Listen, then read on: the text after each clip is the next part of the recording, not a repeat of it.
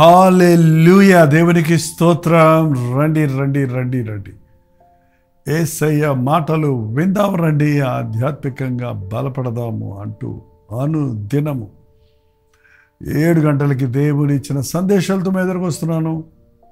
మధ్యాహ్నం ఒక short message హెచ్చరికిస్తున్నాను. ప్రతిరోజు 9 గంటలకి కల్వరి ప్రతిధ్వని పిలుచుచున్నది ప్రతి వారిని అని 4 సంవత్సరాల పైబడి ప్రతిరోజు అందించడానికి ప్రభు కృప చూపిస్తున్నాడు. యూట్యూబ్లో, ఫేస్బుక్లో కూడా. కొన్నిసార్లు ఇదిగో మీటింగ్స్లో తిరుగుతున్నాం కాబట్టి ఆయా సమయాలలో మీకు లైవ్లో, జూమ్లో రాలేకపోయినా దేవుని సందేశాలను ముందుగానే సిద్ధపరిచి పరిశుద్ధాత్మని అభిషేకంతో, ప్రార్థనతో, సభలలో, గెట్ టుగెదర్స్లో, ఆలయంలో ఇవ్వబడిన వర్తమానాలు అందిస్తున్నప్పుడు మీలో కొంతమంది వాక్యాన్ని ఎంత ప్రేమిస్తున్నారో అర్థమవుతుంది. ఎంతో ఆసక్తితో గంట సేపు వాక్యాన్ని వినడానికి కూడా మీరు సిద్ధపడుతున్నారు. అందుకని దేవుని స్తుతిస్తున్నాను. రండి, ఈరోజు ఉదయకాలం దేవుని మాటలు ధ్యానించడానికి వచ్చిన ప్రార్థన. పరిశుద్ధుడా, మరొకసారి మాతో మాటలాడును. క్రీస్తు నామములో అడుగుచున్నాను తండ్రి, ఆమేన్. ఇవాళ శుక్రవారం అండి. శుక్రవారం అనగానే అనేక సంఘాలలో ఉపవాస ప్రార్థన ఉంటుంది. మీ సంఘములో ఉపవాస ప్రార్థన ఉందా? కొంతమంది శనివారం రాత్రి ఉపవాస ప్రార్థన పెట్టుకుంటుంటారు. మరి శనివారం కానీ, శుక్రవారం కానీ, మరి మధ్యవార ప్రార్థన కూటం ప్రతి బుధవారము ఒక ప్రత్యేకమైన ప్రార్థన కూడుకుంటుంది. వారానికి 2 సార్లు ఉపవాసం ఉండి ప్రార్థించాలి. పరిచయుడి భక్తి కంటే మీ భక్తి ఎక్కువైతే కానీ అని ప్రభు చెప్పినప్పుడు మనం ఇంకా ఎక్కువ సార్లు ఉపవాసం ఉండి ప్రార్థన చేయాలి. ఏదో ఉపవాసం ఉన్నామని చెప్పుకోవడానికి కాదు, కానీ దేవుని సన్నిధిలో మన హృదయాలు కుమ్మరించుకోవడానికి ఉపవాస ప్రార్థనలు ఎంతో అవసరం. మొండి దయ్యాల నుంచి విడిపించబడడానికి, మొండి సమస్యల నుంచి విడిపించబడడానికి, మన జీవితాల్లో పెర్సిస్టింగ్ వెంటాడుతున్నటువంటి కొన్ని బలహీనతల నుంచి విడుదల పొందడానికి ఉపవాసం వల్ల, ప్రార్థన వలన ఇది సాధ్యమని ప్రభు చెప్పాడు కదా. మరి ఎంతసేపు ప్రార్థన చేస్తాం, ఏం ప్రార్థన చేస్తాం అంటుంటారు కొంతమంది. కొంతమంది దేవుణ్ణి స్తుతించడమే ప్రార్థన అనుకుంటారు. కొంతమంది వాటిని వీటిని దేవుణ్ణి అడగటమే ప్రార్థన అనుకుంటారు. కావలసిన అన్నీ ఏకరువు పెట్టి నాకు అది కావాలి, ఇది కావాలి, అది దయచేయి, ఇది దయచేయి అనటమే ప్రార్థన అనుకుంటారు. కొంతమంది ఆల్రెడీ ప్రింటెడ్ ప్రేయర్స్ లేకపోతే కంఠతా ప్రార్థనలు చేస్తూ సరిపెట్టుకుంటున్నారు. ప్రార్థనలో చాలా రకాల ప్రార్థనలు ఉన్నాయండి. ప్రభువా ప్రార్థన నేర్పము, ప్రియుడా ప్రార్థించనే చిన్న పుస్తకాలు, నా ప్రార్థనా జీవితంలో నేను నేర్చుకున్న పాఠాలు పుస్తకాలుగా ప్రింట్ చేశాం. మీకు కావాలంటే తెలియచేయండి. వాటిని మీ చిరునామా తెలియచేయండి. 8939393939 నెంబర్కి మీరు వాట్సాప్ పెట్టండి. మీకు అవి ఉచితంగానే పంపిస్తాను. ఈరోజు మాత్రం ప్రార్థనలో కన్నీటి ప్రార్థన ఉంది, మోకాళ్ళ ప్రార్థన ఉంది, విశ్వాస ప్రార్థన ఉంది, మొరపెట్టు ప్రార్థన ఉంది. ఏంటండి, రకరకాలుగా ప్రార్థనలు, ప్రతివిధమైన ప్రార్థన. అన్నిటికంటే నేను గుర్తించింది, ఈరోజు విశ్వాసులమైన మనం వ్యక్తిగతంగా ప్రార్థనా జీవితం కలిగి ఉండటమే కాదు, మన కొరకు మనం ప్రార్థించుకోవడం, ప్రభువును స్తుతించడమే కాదు, మనం ఇతరుల కొరకు విజ్ఞాపన చేయవలసిన అవసరం ఎంతో ఉందండి. ఈ రోజున చాలామంది ఈ విజ్ఞాపన ప్రార్థన చేయలేకపోతున్నారు. అంటే ఇంకొకరి పక్షంగా మనం ప్రార్థన చేయటం విజ్ఞాపన.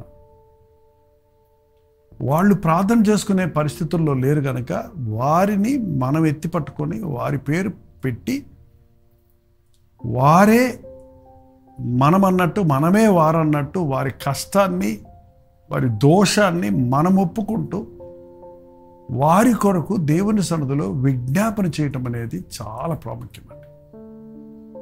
ఇవాళ ప్రార్థించేవారు ఎక్కువ ఉన్నారా, ప్రార్థించని వారు ఎక్కువ ఉన్నారా? విశ్వాసులు ఎక్కువ, అవిశ్వాసులు ఎక్కువ? అవిశ్వాసులే ఎక్కువ మంది ఉన్నారు. విశ్వాసులైన వారు అవిశ్వాసుల కొరకు ప్రార్థించాలి. అసలు చెప్పాలంటే మన యేసుప్రభు ఇప్పుడు ఏం చేస్తున్నాడు? తండ్రి కుడిపార్శ్వమున కూర్చొని మన కొరకు విజ్ఞాపన చేస్తున్నాడు. మనం విజ్ఞాపన చేస్తున్నప్పుడు పరలోకములో ప్రభువుతో పాటు ఏకీభవిస్తున్నాం అన్నమాట. అనేక భారాలు మనం ముందు పెట్టుకొని ప్రార్థించే విజ్ఞాపన ప్రార్థన ఎంతో అవసరం అండి. కల్వరి చర్చిలో ప్రతి శుక్రవారం మేము ఉపవాస ప్రార్థనలో 7 గంటల నుంచి ప్రార్థిస్తుంటాం. మీకు మాత్రం లైవ్లో 9 గంటలుగా లైవ్ ఇస్తున్నాం.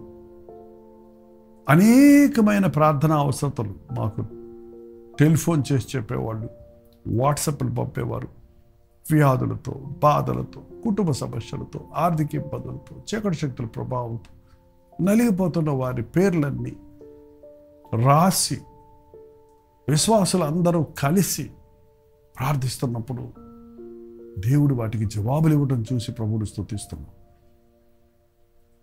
విజ్ఞాపన ప్రార్థన సంఘము ఆసక్తితో ప్రార్థించాలి.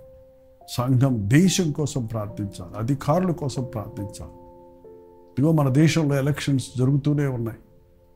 ఆల్రెడీ కొన్ని స్థలాల్లో జరిగిపోయినవి, ఇంకా జరగబోతున్నాయి.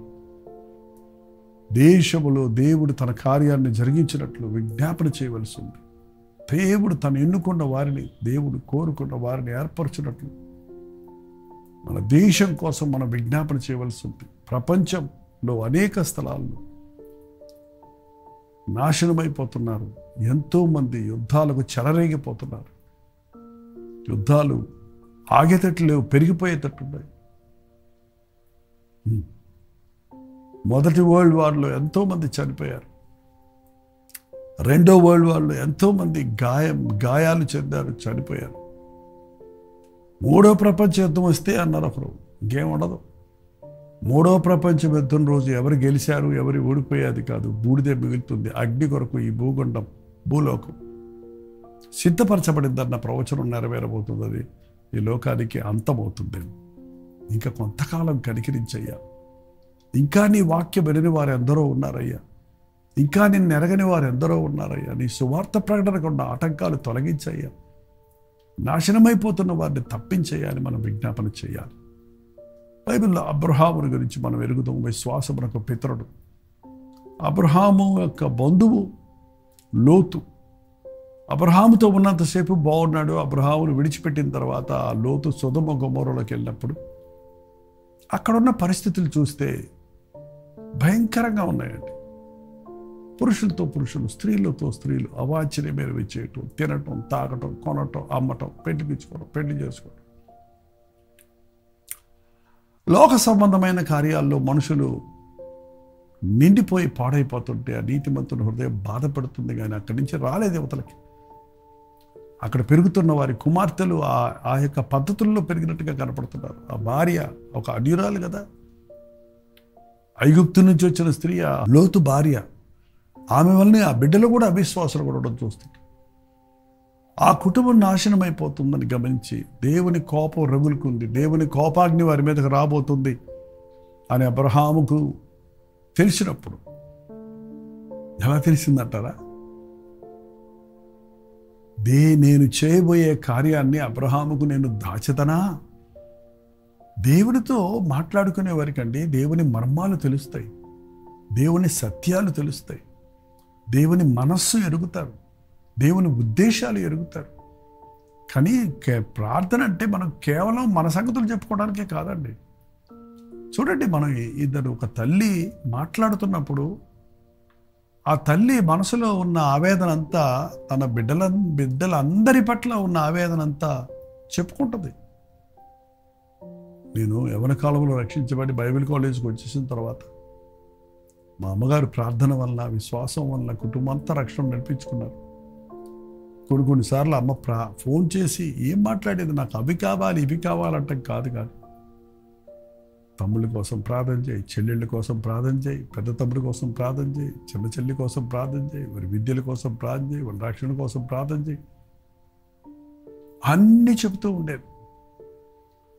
దేవుడు మనకి తల్లి తండ్రి కంటే ఎక్కువగా ఆప్తుడిగా మనకు ఉన్నాడు. మనకి ఆయన ప్రణాళికలు, ఆయన బాధ, ఆయన భారం మనకు తెలియజేస్తాడు. అందుకే దేవునితో సహవాసం చేసే వారికి ఆత్మల భారం ఉంటుందండి, సేవ భారం ఉంటుంది.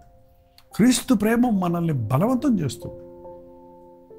దేవుడితో సమయం గడపండి, విజ్ఞాపన ప్రార్థన చేయండి. అనేకుల కొరకు ప్రార్థించడం, మీ ఇంటి వారి కొరకు, మీ దేశం వారి కొరకు, మీ స్నేహితుల కొరకు, మీ సంఘం కొరకు, ప్రపంచం కొరకు మనం విజ్ఞాపన చేయాలి. నేను సొదొమ గొమొర్రాను నాశనం చేయబోతున్నానని చెప్తే అబ్రహాము, అయ్యా, నీతిమంతులతో భక్తిహీనులతో పాటు నీతిమంతులను కూడా నీవు శిక్షిస్తావా? ఇదిగో దుమ్మును ధూళినైనా నేను తెగిస్తున్నాను. ఒకవేళ 50 మంది ఆ పట్టణంలో ఉంటే వారిని బట్టి ఆ పట్టణాన్ని కాపాడుతావా అని ప్రార్థించాడు. ప్రభువు జవాబు చెప్పాడు, 50 మంది ఉంటే వారిని బట్టి ఆ పట్టణాన్ని నేను కాపాడుతానన్నాడు. మళ్ళీ అబ్రహాముకి ఒకవేళ సందేహం వచ్చిందేమో, కనీసం 50 మంది నీతిమంతులన్నా ఉంటారా అని. ఆయన, ప్రభువా, నువ్వు కోపడకపోతే ఇంకొక్కసారి అడుగుతున్నా, 45 మంది ఉంటే సరే, 45 మంది ఉన్నా నేను ఆ పట్టణాన్ని నాశనం చేయను. మళ్ళీ బ్రతిమలాడుకుంటున్నారు. ప్రభువా, ప్రార్థించడానికి అడగటానికి తెగిస్తున్నా, ఒకవేళ 40 మందే ఉంటే సరే, 40 మంది ఉన్నా సరే నేను ఆ పట్టణాన్ని నాశనం చేయను అన్నాడు దేవుడు. ఒకవేళ 30 ఉంటే, సడన్గా 40 నుంచి 30కి వెళ్ళిపోయాడు. సరే, చివరిసారి అడుగుతున్నాను నాయన, ఇంకొకసారి జాలి చేసుకో. ఒకవేళ 20 మంది ఉంటే, ఒకవేళ 10 మంది ఉంటే, 10 మంది ఉన్నా సరే నేను ఆ పట్టణాన్ని నాశనం చేయను అన్నాడు. ఏ దమ్లో ఒకేసారిగా, ప్రభా నువ్వు ఆ పట్టణాన్ని నాశనం చేయొద్దు అని అనొచ్చు కదా, లేక 10 మంది ఉంటే నాశనం చేయొద్దు అని అనొచ్చు కదా. అసలు ప్రభువు మనసు నెరిగి, ప్రభువు చిత్తాన్ని నెరిగి ప్రభు దగ్గర బతిమలాడుకుంటున్నాడండి. మన ప్రార్థన డిమాండ్ చేయాలని చెప్తుంటారు కొంతమంది. ఐ డోంట్ నో, ప్రభు దగ్గర డిమాండ్ చేయడానికి ఏముందండి మన దగ్గర? అబ్బా, బిడ్డలమైపోయామని అధికారం ఉంది అంటున్నారు. మంచిదే, నీకున్న అధికారాన్ని నీవు సద్వినియోగపరుచుకుంటున్నావా? నీకు దేవుడిచ్చినటువంటి ఆధిపత్యాన్ని నువ్వు ప్రయోజనకరంగా వాడుతున్నావా? నీవు నిజంగా ఆయన బిడ్డగా జీవిస్తున్నావా?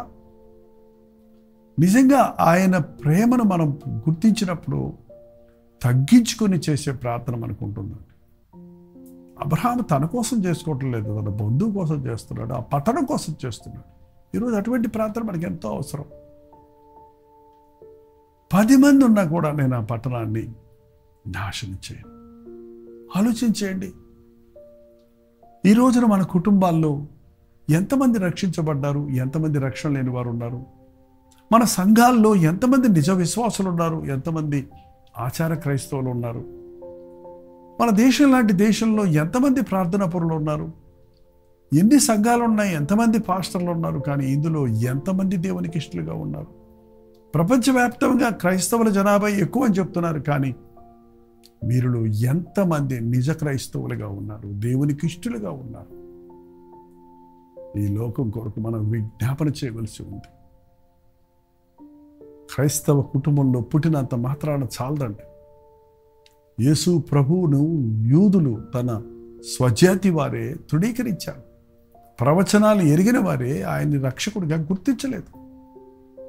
యెరూషలేములో ఆయన కొండ మీద కూర్చొని, యెరూషలేమా యెరూషలేమా, కోడి తన పిల్లలను తన రెక్కల కింద చేర్చుకున్నట్లు నేను మిమ్మల్ని చేర్చుకొని ఉద్దేశించినది కానీ మీరు రానలేకపోతిరి అని ఏడ్చాడు అని బైబిల్లో ఉందండి. కన్నీటితో విజ్ఞాపన చేయటం వల్ల మనం ఆత్మలను సంపాదించుకుంటాం. అక్కడ 10 మంది కూడా లేరు సొదొమలో, కానీ దేవుడు అబ్రహాముకి ఇచ్చిన మాటను బట్టి ఆ పట్టణాన్ని కాపాడలేదు. కానీ 10 మంది కూడా లేరని ఆ పట్టణాన్ని కాపాడలేదు. కానీ ఆ లోతు కుటుంబాన్ని విడిపించటానికి, అబ్రహాము విజ్ఞాపన ప్రార్థనను బట్టి వారిని తప్పించటానికి తన దూతలను పంపించి బయటికి రప్పించి వెనక్కి తిరిగి చూడొద్దని చెప్పించాడు. మనం ఎంతసేపు ఎంతమందికి ప్రార్థించినా ఎవరు మట్టుకు వారు దేవునికి ఆధారపడకపోతే ఏ అద్భుతమూ జరగదండి. మీరు ఎంతకాలం దేవునికి విరోధంగా జీవిస్తారు? మా అమ్మ ప్రార్థన చేస్తుంది, నా భార్య ప్రార్థన చేస్తుందిలే, నా కొరకు ప్రార్థించే పాస్టర్ గారులు ఉన్నారులే అని నీవు అనుకొని నీవు అవిధేయతలోనే ఉంటే ఎంతమంది నీ కొరకు విజ్ఞాపన చేసినా నీవు తగ్గించుకోకపోతే, నీవు ప్రార్థించకపోతే, ప్రభువు నామమున ప్రార్థన చేయువాడెవడో వాడు రక్షించబడతాడు. దయచేసి ఇంకా రక్షణ లేని వారైతే ముందుగా మీకోసం ప్రార్థించుకోండి. రక్షించబడిన వారైతే రక్షించబడని వారి కొరకు విజ్ఞాపన ప్రార్థనలు చేయటం అలవరుచుకోండి. ప్రార్థన. పరిశుద్ధుడ, ప్రేమగల తండ్రి, మాకు ప్రార్థన నేర్పించయ్యా. కన్నీటి ప్రార్థన, విజ్ఞాపన ప్రార్థన, మోకాళ్ళ ప్రార్థన, విశ్వాస ప్రార్థన, ఏకదృష్టితో చేసే ప్రార్థన, పట్టుదల కలిగి చేసే ప్రార్థన, పోరాడి చేసే ప్రార్థన, ఏక మనసుతో చేసే ప్రార్థన, విజ్ఞాపన ప్రార్థన మా ఒక్కొక్కరికి నేను నేర్పించు. ఉపవాస ప్రార్థనలో విశ్వాసులతో కలిసి ఏక మనసుతో మేము ప్రార్థించి అద్భుతాలు చూడగలుగుటకు ఈ అంచెదినాలలో పరిశుద్ధాత్మ కార్యములు జరుగుటకు సహాయం చేయమని క్రీస్తునామములో అడుగుచున్నాను తండ్రి. ఆమేన్. తండ్రి అయిన దేవుని యొక్క ప్రేమయు, కుమారుడైన క్రీస్తు యొక్క కృపయు, ఆదరణకర్త అయిన పరిశుద్ధాత్మ యొక్క సహవాసం కూడి వచ్చిన మనందరికీ ఇప్పుడు సదాకాలం తోడైనడు గాక. ఆమేన్. దేవుని స్తోత్రం. మీ ప్రార్థన అవసరాల భారాలు 954041 నెంబర్కి, మీరు ఇతర దేశాల్లో ఉంటే 91001008 నెంబర్కి టెక్స్ట్ లేక వాయిస్ మెసేజ్ ద్వారా వాట్సాప్ పెట్టండి అని రోజు చెప్తున్నాను. మీరు పంపిస్తున్నారు. వేలాది వాట్సాప్ మెసేజ్ మేము చదువుతున్నాం. ఆ రోజుకి ఆ రోజే ప్రార్థిస్తున్నాం. అనేక మంది ప్రార్థనకు జవాబులు దొరుకుతున్నాయి. మీ ప్రైజ్ రిపోర్ట్స్ పంపిస్తున్నారు. దాన్ని బట్టి ఎంతగానో ప్రభువునందు ఆనందిస్తూ మరింత ప్రోత్సాహకరంగా ఈ ప్రోగ్రామ్స్ అన్ని కంటిన్యూ చేయగలుగుతున్నాం. మా కొరకు కూడా మీరు ప్రార్థించండి. మీ కొరకు మేము ప్రార్థిస్తున్నాం. అక్కడ మీరు, ఇక్కడ మేము ప్రార్థించినప్పుడు పరిశుద్ధాత్మ తన కార్యాలు కొనసాగిస్తాడు. ప్రోచితమైతే మధ్యాహ్నం 3 గంటలకు హెచ్చరిక, అలాగే రాత్రి 9 గంటలకు కల్వరి ప్రతిధ్వని, కల్వరి చర్చిలో జరిగే ఉపవాస ప్రార్థన మీకు లైవ్ ఇస్తున్నాం. మాతో పాటు కలిసి ఉపవాస ప్రార్థనలో ఏకీభవించండి. అంతవరకు దేవుని మహాకృప మీకు తోడేంటి కాక.